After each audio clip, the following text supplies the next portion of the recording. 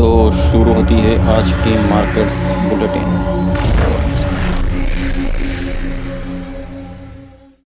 Nifty 50 का market cap बीते 2 महीने में काफ़ी बढ़ा है। इसमें रिलायंस और टीसीएस सहित 5 कंपनियों की 50% से ज़्यादा की हिस्सेदारी है। 30 सितंबर से बीएसई सेंसेक्स और निफ्टी में करीब 11% की तेजी आई है। इस दौरान निफ्टी 1800 अंक चढ़ा है, जबकि सेंसेक्स 6270 अंक उछला है। सेंसेक्स 30 नवंबर को 63,099 अंक की रिकॉर्ड ऊंचाई पर पहुंच गया। निफ्टी 18,758 अंक के ऑल टाइम हाई पर पहुंच गया है।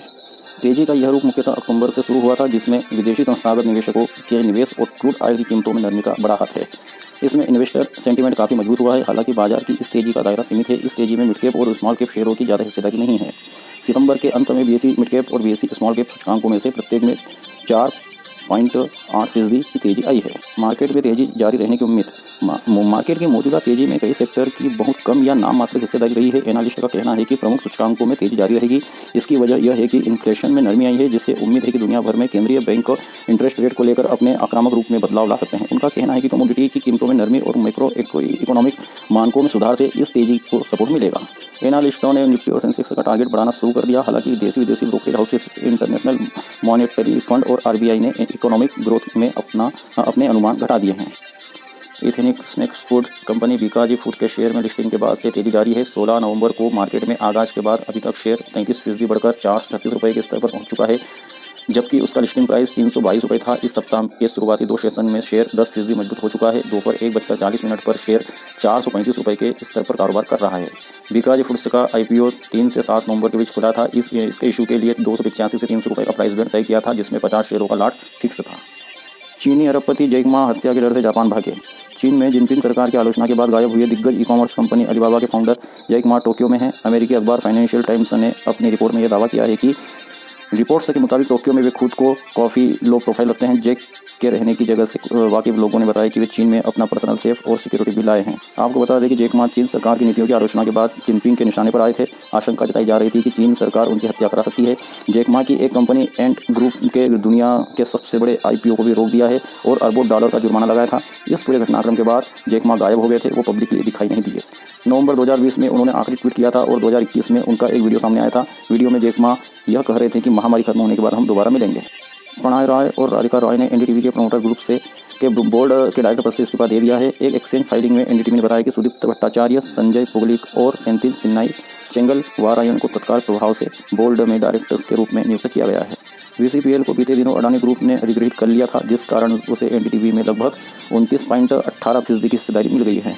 चूंकि एनडीटीवी के प्रमोटर आरआरपीआर है और उसके पास एनडीटीवी की 29.18% हिस्सेदारी है, इसीलिए अडानी ग्रुप को इनडायरेक्ट तरीके से एनडीटीवी में 29.18% की हिस्सेदारी मिल गई है। सेबी के नियमों के अनुसार जब भी किसी कंपनी के पास दूसरी कंपनी के 25% से ज़्यादा शेयर आते हैं तो उसे ओपन ऑफर लाना पड़ता है।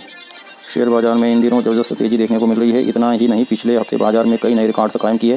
सेंसेक्स अपने ऑल टाइम हाई पर पहुंच गया है। मार्केट एक्सपर्ट का मानना है कि शेयर बाजार में अब अगले हफ्ते भी तेजी देखने को मिल सकती है और फिर यह नया ऑल टाइम हाई बना सकता है। एक्सपर्ट्स के मुताबिक पिछले हफ्ते की तरह अगले हफ्ते भी इन्वेस्टर्स की मार्केट में अच्छी कमाई हो सकती है। आईआईएफएल सिक्योरिटीज के वाइस प्रेसिडेंट अनुज गुप्ता ने टाटा शेयर्स और रिलायंस समेत 5 शेयरों में इन्वेस्ट करने की सलाह दी है। अनुज के मुताबिक इन शेयरों में इन्वेस्ट कर इन्वेस्टर्स अगले हफ्ते में अच्छा काफ़ी प्रॉफिट कमा सकते हैं। Tata Motors, Reliance, Wipro, PNB and dish TV. Commercial vehicle बनाने वाली दिग्गज कंपनी अशोक लीलैंड के खिलाफ ईडी ने जांच शुरू कर दी है। अशोक लीलैंड पर 2 कंपनियों को कथित तौर पर डिस्काउंट में BS3 व्हीकल्स बेचने का आरोप है, जो सुप्रीम कोर्ट के एक आदेश का उल्लंघन है। एनडीटीवी ने बुधवार 30 नवंबर को एक रिपोर्ट में जानकारी दी है कि सुप्रीम कोर्ट ने 2017 में आदेश दिया था कि कोई भी ऑटोमोबाइल कंपनी या डीलर देश में केवल BS4 मानकों वाले वाहनों की बिक्री कर सकता है। कोर्ट ने देश में बढ़ते वायु प्रदूषण को देखते हुए यह फैसला दिया था। मनी रिपोर्ट्स के मुताबिक BS4 मानदंडों को पूरा नहीं करने वाले वाहनों की बिक्री और रजिस्ट्रेशन पर 1 अप्रैल 2017 से बैन लगा दिया गया था। लेकिन इसके बावजूद 2 कंपनियों दिवाकर रोडलाइंस और जटाधार इंडस्ट्रीज ने अशोक लीलैंड से कुछ BS3 ट्रक स्क्रैप के रूप में खरीदे हैं। सेंट्रल एजेंसी ने कहा कि उन्होंने नागालैंड आरटीओ अधिकारियों से नकली इनवॉइस और अशोक लीलैंड की ओर से स्क्रैप के रूप में बेचे गए कुछ वाहनों का ओरिजिनल इनवॉइस इकट्ठा किया है। एजेंसी ने कहा कि वह सुप्रीम कोर्ट के आदेश का उल्लंघन करने के इस मामले में पूर्व विधायक जेसी प्रभाकर रेड्डी, गोपाल रेड्डी और उनकी कंपनी की जांच कर रही है। AU small finance bank postal ballot की सूचना। AU small finance bank limited ने बैंक के स्वतंत्र निदेशक के रूप में सुश्री मालिनी थरानी को नियुक्त करने का प्रस्ताव पर पोस्टल बैलेट के माध्यम से सदस्य की मंजूरी लेने का निर्णय लिया है। पोस्टल बैलेट पहुंचने की अंतिम तिथि 30 दिसंबर 2022 है, जिसके परिणाम 3 जनवरी 2023 को घोषित किए जाएंगे। Indian energy exchange postal ballot की सूचना। इंडियन एनर्जी एक्सचेंज लिमिटेड ने कंपनी के इक्विटी शेयरों को बायबैक करने के प्रस्ताव पर पोस्टल बैलेट के माध्यम से सदस्यों की मंजूरी देने का निर्णय लिया है। पोस्टल बैलेट पहुंचने की अंतिम तिथि 30 दिसंबर 2022 है, जिसके परिणाम 3 जनवरी 2023 को घोषित किए जाएंगे। Max health care institute equity शेयरों का आवंटन।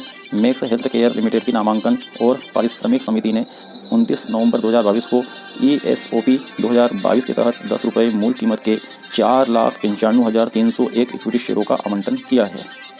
टेक्स फिल्म्स लिमिटेड ने सूचित किया है कि 27 दिसंबर 2022 को होने वाली कंपनी की AGM के लिए कंपनी के रजिस्टर ऑफ मेंबर्स और शेयर ट्रांसफर बुक 21 दिसंबर 2022 से 27 दिसंबर 2022 तक बंद रहेंगे।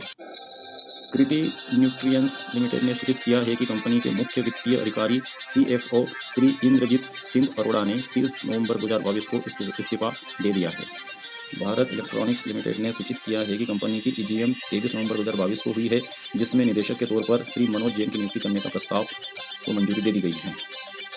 वेलस्पन कॉर्प लिमिटेड ने सूचित किया है कि 29 नवंबर 2022 को कंपनी ने एम्प्लॉई स्टॉक ऑप्शन के तहत ₹5 मूल कीमत के शेयरों को 5,000 इक्विटी शेयरों का आवंटन किया है।